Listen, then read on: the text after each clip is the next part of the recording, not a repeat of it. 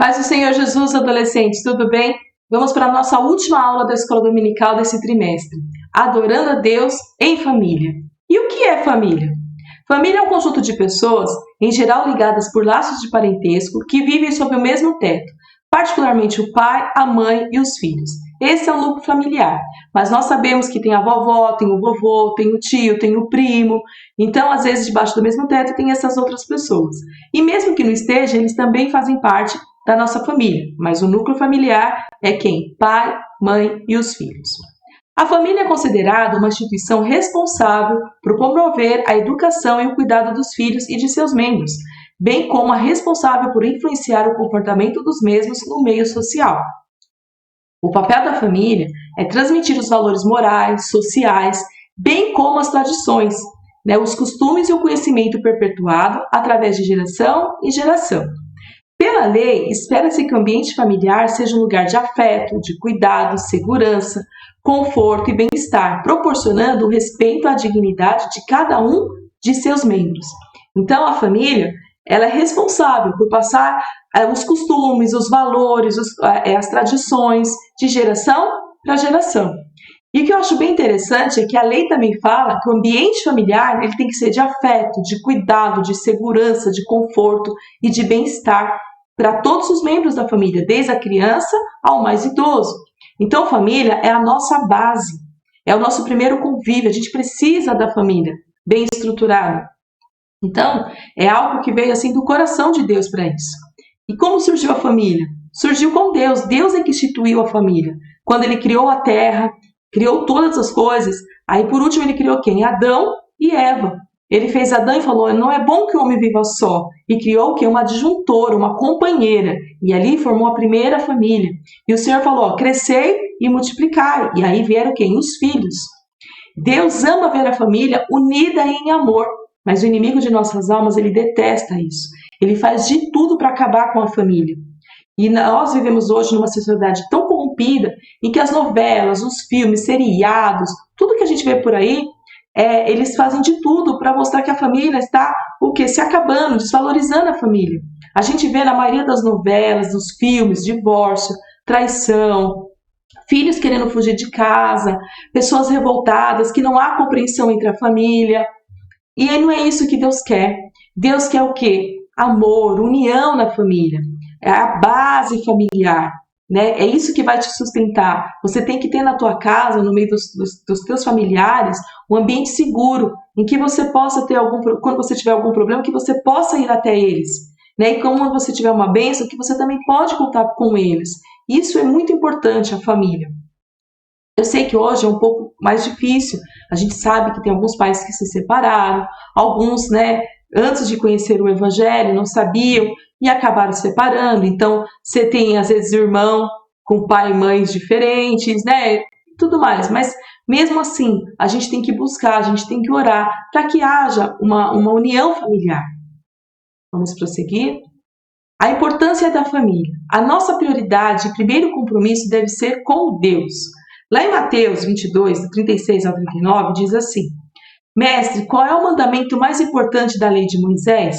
Jesus respondeu, ame o Senhor seu Deus de todo o seu coração, de toda a sua alma e de toda a sua mente. Este é o primeiro e o maior mandamento.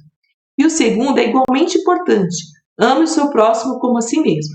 Então aqui o primeiro mandamento, a gente tem que amar Deus sobre todas as coisas, com o nosso coração, com toda a nossa alma, com todo o nosso entendimento. E tem pessoas, às vezes, que colocam a família acima de Deus. E Deus não se agrada disso. Ele fala assim, olha, quem não amar a mim mais do que sua família, não tem parte com ele, não adora ele como deve adorar. Então, primeiro a Deus. E é importante a gente amar Deus sobre todas as coisas, porque é Ele que vai nos dar ajuda, é Ele que vai nos orientar a fazer todas as outras coisas. E Ele é o principal. Jesus é o principal, Ele morreu por nós. Deus que nos criou. Então, a gente tem que ter Ele sobre todas as coisas. Mas, na sequência, o que nós temos? A nossa segunda prioridade é a nossa família, seguida depois de quê? Da igreja. E tem muita gente que inverte tudo. Coloca, às vezes, a família, depois Deus, depois a igreja. Tem gente que põe Deus, a igreja, a família. Tem de tudo. Mas a ordem correta é Deus, a família e a igreja. E quando a gente pode ver isso? No próprio Mateus 22:39, que a gente acabou de ler, ele fala assim, ó, e o segundo é igualmente importante, ame o seu próximo como a si mesmo. O mais próximo que está de você, o seu próximo mais próximo, fica até engraçado, é a sua família.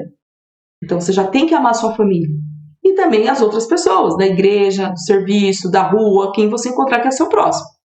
E tem uma passagem lá em 1 Timóteo, no capítulo 3, do 4 e 5, ele é muito focado para obreiros, mas com ele a gente pode tirar uma lição, que diz assim, ó, que governe bem a sua própria casa, tendo seus filhos em sujeição com toda a modéstia, porque se alguém não sabe governar a sua própria casa, terá cuidado da igreja de Deus?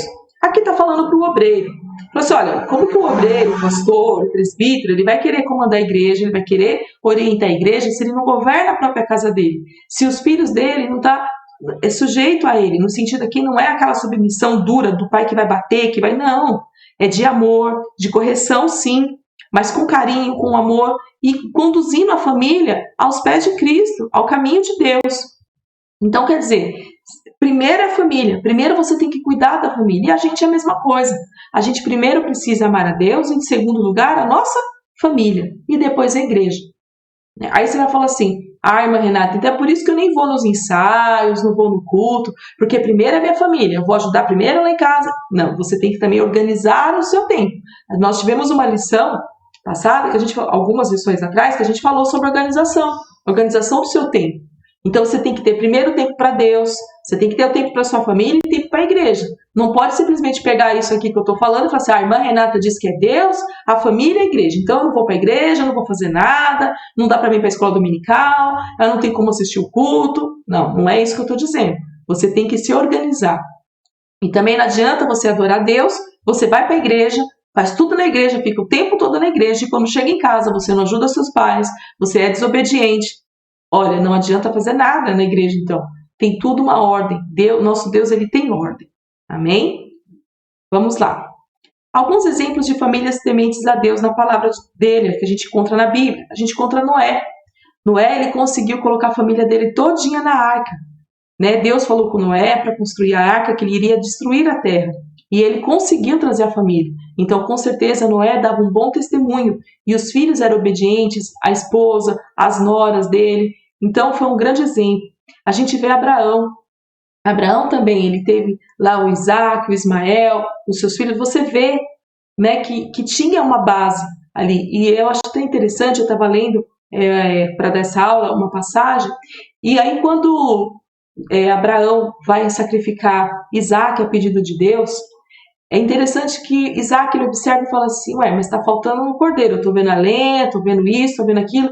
Por quê? Porque a Isaac ele foi ensinado como tinha que fazer o sacrifício.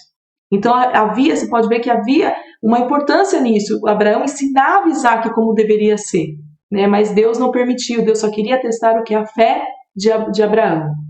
Marta, Maria e Lázaro eram 3 irmãos que a gente vê na Bíblia que eles eram muito unidos, recebiam Jesus, eles sempre estavam próximos, provavelmente os pais já haviam falecido. E Timóteo, com a sua avó Lóide e a sua mãe Eunice. Quando Paulo fala com Timóteo, fala assim, Timóteo, tenha fé, você foi crescido na fé da sua avó Lóide e da sua mãe Eunice. Então quer dizer que a gente percebe que ele tinha uma família. Não sei sobre o pai de Timóteo, mas sobre a avó e sobre a mãe dele, a gente vê o quê? Que deu base, que deu estrutura. Então Timóteo já conhecia um pouco, já tinha fé. Amém? Então, nós também devemos ter uma família temente a Deus, buscar. Aí você fala assim, irmã Renata, mas o meu pai não é crente, a minha mãe não é crente, e agora o que é que eu faço? Você continue orando, pedindo a salvação dos seus pais. Continue, não pare. Deveria ser na família o primeiro lugar que deveríamos compartilhar o nosso amor de Deus, nosso amor a Deus, o nosso agradecimento e pedidos de oração. Deus ama estar no meio da família. Ainda que ela seja pequena, Ele estará no meio, recebendo a adoração e o seu clamor, o seu pedido de oração. Esses momentos fortalecemos os laços familiares e incentivam ao outro a continuar buscando a Deus. Então, a família deveria ser o primeiro lugar. Quando a gente tem uma bênção, a gente contar, ao invés de contar para a igreja, ao invés de contar para todo mundo, o primeiro lugar que nós deveríamos contar é quem? Para a nossa família. Quando nós estamos com problemas, temos pedidos de oração, deveria ser para a nossa família, esse é o principal que a gente deveria contar, ter mais união. E quando nós temos essa união, isso vai fortalecendo, né? Os laços familiares, o nosso amor a Deus e também vai estimulando. Porque às vezes na caminhada cristã, tem momentos que a gente dá uma cansadinha, que a gente, puxa, fiquei triste com alguma coisa. Mas se a nossa família estiver junto com a gente, fica tudo mais fácil. Como podemos adorar a Deus em família? Aqui eu vou dar algumas dicas para vocês que com certeza vocês já até conhecem, só mesmo dando uma reforçada. Orando antes das refeições todos juntos. O momento da refeição é um momento importante. Eu não sei como é na sua família, não sei como é na sua casa. Às vezes um chega no horário, come, um come na sala, outro come na cozinha. Mas se puder, a família estar reunida e todos orarem, agradecendo a Deus por aquele momento, por vocês estarem ali e por vocês terem a comida, terem esse momento, nossa, é ótimo, Deus se agrada muito disso. Ver a união de vocês e o agradecimento. É uma coisa pequena, mas que é tão importante. Vamos lá. Reservar um dia da semana para louvar juntos. Sabe, reunir a família. Aqui é uma família grande, né? Provavelmente tem o pai, a mãe, os avós, né? Tá todo mundo junto ali. Mas de louvar. Ai, mas Renata, nós não sabemos tocar nenhum instrumento. A gente não tem a voz bonita. Isso não importa para Deus. Importa que você o louve de coração. Orar juntos. Tem um momento de você orar. Ah, não consigo louvar, não dá, mas tira um momento para orar. Tira ali 10, 15 minutos que seja na semana. Vocês se ajoelham, dê as mãos. Ore ao Senhor juntos. Vocês em família. Ler a Bíblia ou fazer um estudo juntos, né? Um estudo bíblico juntos. Tem um momento para ler um capítulo da Bíblia, para conversar, para estudar, falar alguma coisa. Às vezes teve uma palavra no culto ou agora na escola dominical. Conversem em família. E por último, o culto doméstico, que é o que? A junção de tudo, de você orar, de você louvar, de você ler a palavra, de você ter a oportunidade. Se você puder fazer o culto doméstico em casa, seria maravilhoso. Aí você fala, mas irmã Renata, não sou eu que faço isso, tem que ser um adulto. Mas você pode conversar com seus pais. Você pode chegar e falar assim, pai, mãe, vamos fazer um culto? Vamos ler uma palavra? Aí você fala assim, puxa, irmã Renata, mas os meus pais não são crentes. Então, faça você na sua casa, sozinho mesmo. Ah, não, só minha mãe ou só meu pai. Então, vocês que são cristãos, vocês que conhecem a palavra, se unem e façam esse culto doméstico, esse momento de oração, esse momento de louvor. Deus se agrada muito. E Deus ele vai estar ali no meio, não importa quantas pessoas. O Senhor fala, olha, onde tiver 2 ou 3 reunidos em meu nome, ali ele está. E também, com certeza, Deus ele vai estar só quando tiver você sozinho, porque você orando, o Senhor fala, vai lá no teu quarto, fecha a porta do quarto e ore a mim, em oculto que ele vai te escutar. Então, para Deus não importa a quantidade, mas importa o que? A qualidade. E como essa qualidade? É de coração aberto, sabe? É buscar o Senhor, de você estar disposto a fazer algo, a adorá-lo de alguma forma. Agradecer a Deus. Quando você acorda, qual é a primeira coisa que você faz? O que você faz? Você acordou, qual é a primeira coisa? Eu sei que tem gente que já reclama porque não quer levantar. Pega o celular, já começa a ver as mensagens, ver as redes sociais. Ou já levanta correndo porque está atrasado, vive atrasado. Ou para aula, ou para alguma coisa, está sempre correndo. Mas o mais importante e primordial é agradecer a Deus por mais um dia de vida que Ele está te concedendo. Isso que é o mais importante, adolescente. Antes de você fazer qualquer coisa, na hora que você acordar, agradeça a Deus porque Ele te deu mais um dia. Bênção não é só quando recebemos algo especial que pedimos ao Senhor. Ele nos concede. Bênção também, né? É assim que eu quero dizer. Não é só quando você pede algo especial para o Senhor que Ele vai te considerar. Você fala, recebi uma bênção, eu pedi algo assim especial, um presente.